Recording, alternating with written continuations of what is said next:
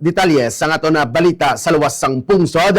Isa ka Filipino-American nurse ang posibilidad nga mapamatbata sang death penalty sa Florida matapos ini nga ginaakusara na nga makapila ka beses sang child sexual abuse nga nagaydada sang 12 anyos panabo kaga pagtago sang ginatos ka child sexual abuse videos.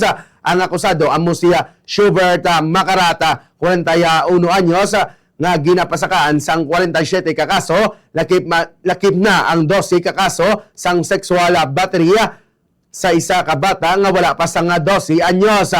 Nagfile naman ang mga prosecutor sang notice of intent agud ingion ang death penalty batok sa iya. Suno sa mga investigadora, nagwa ang kaso matapos ginreport sang biktima sang Marso 22 angot sa ginaligara pila na katuig nga pagpang-abuso. Sa tiyon sang investigasyon, na-recover sang mga otoridad ang 4 ka terabyte nga hard drive nga nagaunod sang hindi makaubos sang 3,000 ka mga video.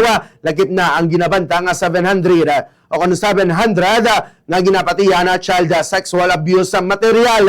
Nagapabili naman sa kustodiya si Macarata na wala sang piyansa samtang ginahiring ang kaso. Apang sa idalom sang kasuguan sang Estados Unidos, ginakabiga sa gihapon na siya nga inosente, tubtob nga hindi mapamatudan nga nakasala o kung nakasala sa korte.